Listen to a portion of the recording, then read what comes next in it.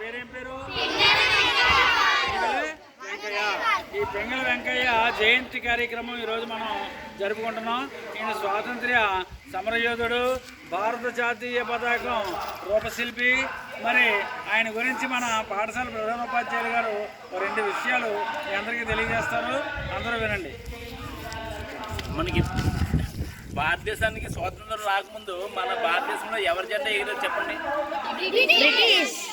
మన స్వాతంత్రం ఏ రోజున వచ్చింది? ఆగస్టు 15, 1947. ఆ రోజు నుండి మనకి మన భారతదేశంలో మన జాతీయ జెండా అయినటువంటి మువ్వన్నెల జెండా అంటాం కదా. మువ్వన్నెలు అంటే మువ్వ అంటే మూడు వన్నెలు అంటే మూడు రంగుల జెండా. కానీ మూడు రంగుల్లోనే ఏ రంగులు చెప్పండి రవి? చెప్పాలి రైట్. ఆరెంజ్, నువ్వు చెప్పు గట్టి చెప్పే. Orange, green, white. పోలండి మీద ఏ రంగు ఉంటుంది? కూర్చోండి. ఫస్ట్ ఆరెంజ్, తర్వాత అంతేనా? అవేనా? ఇంకేం లేవా అందులోనే? మధ్యలో ఏమున్నది? అశోకుని ధర్మచక్రంలో ఎన్ని స్పోక్స్ ఉంటాయో చెప్పండి? 24. అర్థమైందమ్మా? అది 2:3 రేషియోలో రూపొందించబడుతుంది. అది మన జాతీయ జెండా ఏ నిష్పత్తిలో? 2:3. అర్థమవుతుందా? 3 భాగాలు పొడవైతే 2 భాగాలు వెడల్పు. అర్థమైందమ్మా? ఓకే. మా పిల్లలు ఒకసారి వినండి. ఈరోజు ఈ కార్యక్రమం మనం ఎందుకు చేసుకుంటున్నామో మన పాఠశాల హెచ్ఎం గారు మీ అందరికీ తెలియజేసి ఉన్నారు. అయితే ముఖ్యంగా ప్రతి పిల్లవాడు కూడా విద్యార్థి దశ నుంచి ఇలాంటి స్వాతంత్ర సమరయోధుల గురించి, వారి యొక్క గొప్పతనం గురించి తెలుసుకుని వాటి నుండి స్ఫూర్తిని పొందాలి. అదే ఉద్దేశంతో ఈరోజు మనం ఇక్కడ ఈ కార్యక్రమాన్ని నిర్వహించుకోవడం జరుగుతుంది.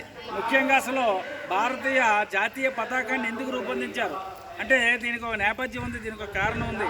ఎందుకంటే ఆయన చిన్న వయసులో 18 సంవత్సరాల వయసులో పెంగళ వెంకయ్య గారు ఆర్మీలో చేరారు.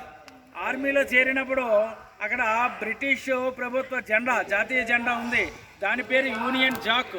ఆ యూనియన్ జాక్ని ఎగరవేసేటటువంటి సందర్భం అక్కడ వచ్చింది. ఒక సైనికుడిగా దానికి శాల్యూట్ చేయవలసినటువంటి అవసరం వచ్చింది. అప్పుడు ఆయన చాలా ఆవేదనకు గురవ్వాల్సి వచ్చింది. ఎందుకంటే నా దేశం యొక్క జెండాకి నేను గౌరవించుకోవాలి, ఇతర దేశాల జెండాలు నేను గౌరవించుకోవడం ఏంటని భావించి మన దేశానికి ఒక జెండా ఉంటే బాగుండని. అప్పుడు మన దేశం ఇదంతా ఒకే దేశంగా ఉండేది అంతా కూడా. కానీ మన దేశం మీద గౌరవంతో, మన జాతి మీద అభిమానంతో ఆయన ఏం చేశారంటే మనకంటూ ఒక జాతీయ జెండా ఉండాలి అనేటటువంటి ఆలోచన ఆయనకి కలిగింది. వెంటనే ఆయన ఏం చేశారంటే రెండు రంగులతోనే ముందు జాతీయ జెండా ఆయన తయారు చేశారు. కాషాయం ఒకటి, ముదురాకుపచ్చ ఒకటి. అయితే ఆ జాతీయ జెండాని ఒకసారి మహాత్మా గాంధీ గారు విజయవాడ వచ్చారు. విజయవాడ వస్తే ఆయనకు చూపించారు ఈ జాతీయ జెండాని.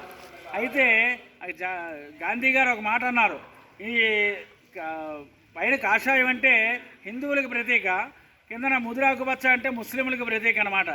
అయితే మరి అన్ని జాతుల వారు, అన్ని కులాల వారు, అన్ని మతాల వారు మన దేశంలో ఉంటారు కదా. అందుకని గాంధీ గారు ఏమన్నారంటే ఒక వైట్ గీతను పెట్టమన్నారు.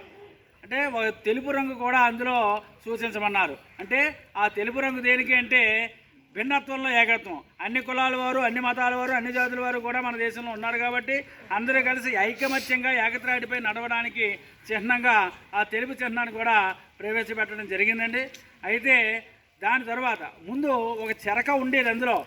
ఇప్పుడు అశోక చక్రం అన్నారు కదా సారు, ఆ ముందు ఒక చెరక ఉండేది. చెరక అంటే రాట్నం అనమాట. ఆ రాట్నం ఉండేది. తర్వాత మళ్ళీ దానిలో కొంచెం మార్పులు చేసి ఈ అశోక చక్రాన్ని రూపొందించడం జరిగింది. ఈ విధంగా ఆ జాతీయ పతాకాన్ని భారతదేశం యావత్తు కూడా ఈరోజు తల ఎత్తుకుని తిరుగుతుంది. గర్వంగా చెప్పుకుంటున్నాం. మనం ప్రతి సందర్భంలో కూడా జాతీయ జెండా ఎగురేస్తున్నాం అంటే ఆంధ్రుడిగా మనం అంతా కూడా గర్వించవలసినటువంటి రోజు ఇది. ఎందుకంటే మన ఆంధ్రుడు ఆయన ఈ స్థాయికి చేరుకుని దేశం యావత్తు కూడా ఆయన రూపొందించినటువంటి జెండాను మనం ఆవిష్కరిస్తున్నాం. మరి ఇంకో 10 రోజుల్లో మనం జాతీయ జెండాను ఆవిష్కరిస్తాం మళ్ళీని ఆగస్టు 15.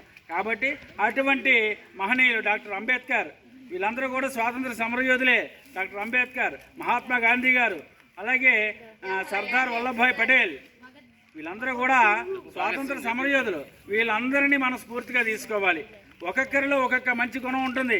ఆ గుణాన్ని మనం స్ఫూర్తిగా తీసుకుని మేము విద్యార్థి దశ నుంచి కూడా ఆ గుణాలు అలవరుచుకుని మనం మంచి బాటలో వాళ్ళు చూపించినటువంటి దారిలో వాళ్ళు చూపించినటువంటి బాటలో వారిని స్ఫూర్తిగా తీసుకుని మనమంతా కూడా మెలగాలి, నడుచుకోవాలి. రాబోయేటటువంటి రోజుల్లో మనం ఒక విద్యార్థిగా కాదు, ఒక మహత్తర శక్తిగా ఎదగాలి అని తెలియజేయాలనేటువంటి ఉద్దేశంతో ఈరోజు మన పాఠశాలలో అన్ని కార్యక్రమాలు కూడా ఇక్కడ నిర్వహించి మీ అందరికీ స్ఫూర్తిని కలగజేయడం అనేటువంటిది జరుగుతుంది. కాబట్టి నాకు ఈ కార్యక్రమంలో ఇంత చక్కటి అవకాశం ఇచ్చినటువంటి మన ఉపాధ్యాయ బృందాన్ని అందరికీ కూడా నమస్కారం తెలియజేసుకుంటూ ఈ కార్యక్రమాన్ని